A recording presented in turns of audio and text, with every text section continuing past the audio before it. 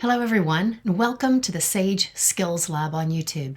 This is the place where we dissect the science of human performance and help you build the skills to stay ahead in a world that's moving faster than ever. It's 2026, and AI can now write your code, design your logos, and even predict your market share while you sleep. So here's the question that should be keeping us all awake at night. If the machine can do the work, what exactly are you being paid for? The answer isn't working harder. It's about the skills that silicon can't touch. Today, we're doing a deep dive into the Un-Automatable Human Skills and how hidden user manual for your brain, called a Psychometric Report, is the secret to winning in an AI-fueled world. To thrive today, you need 3 specific skills that don't have a digital heartbeat.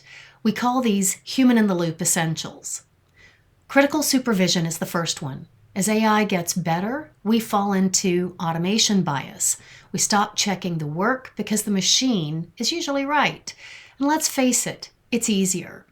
But AI is a confident liar. It hallucinates, and we need skepticism in order to stop the error before it hits a client's desk or before we pass it to a supervisor.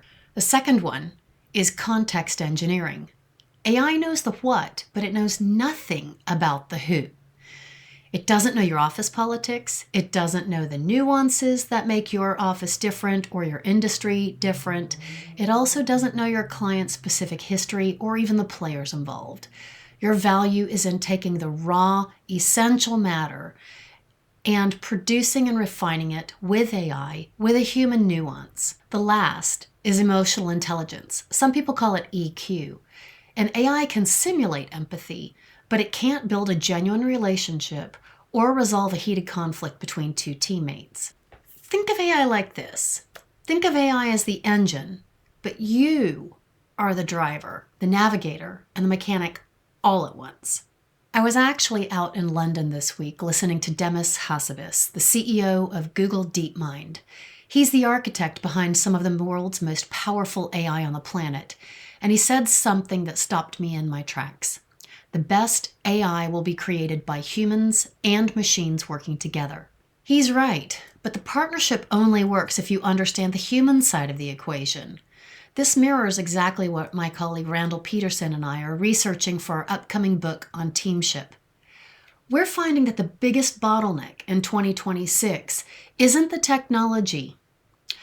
It's actually the reconstruction of how we collaborate. We have to move from using tech into bringing the machines into the team as active participants. Now, to build that teamship, you have to understand your human settings.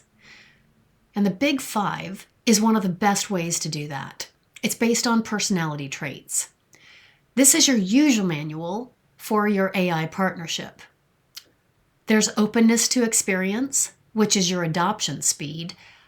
High scores in openness actually see a new AI tool and say, hey, let's play. Let's figure this out. Whereas low scorers might actually resist it. And knowing your score helps you understand how you can intentionally move from resistance to experimentation.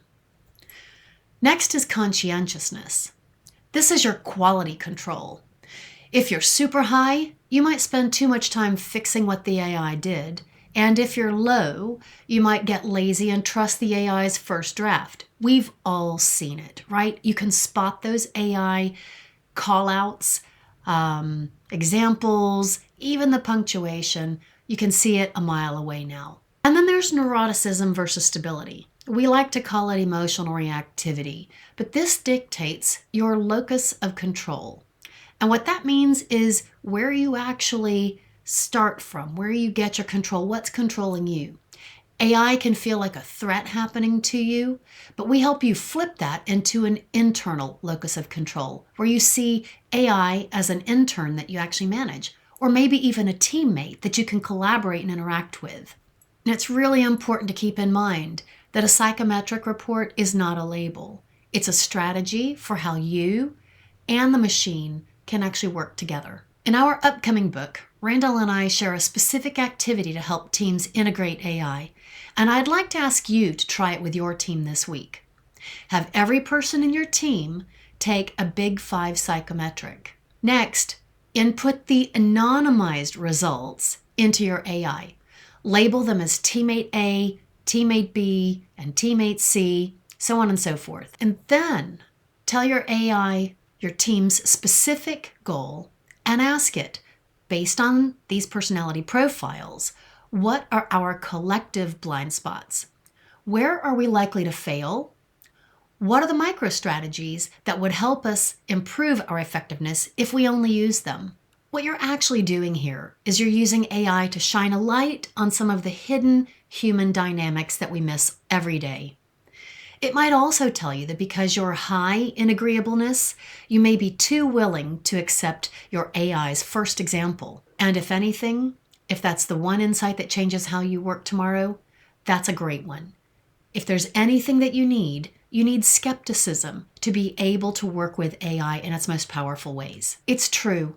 The world is changing fast, but the most important tech that you'll ever manage is the tech right between your ears.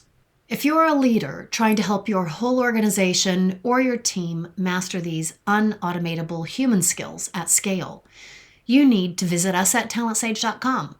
At TalentSage, we use these exact science-backed tools and diagnostics to show you exactly where your team's strengths and opportunities for improving their effectiveness are, and how to future-proof your career for the AI era. Thanks for joining us today at Sage Skills Lab. Don't forget to like, subscribe, and hit the bell to follow our journey as Randall and I bring the Teamship book to life. Click on the link to describe your team's profile, and let's get to work. I'll see you in the next one.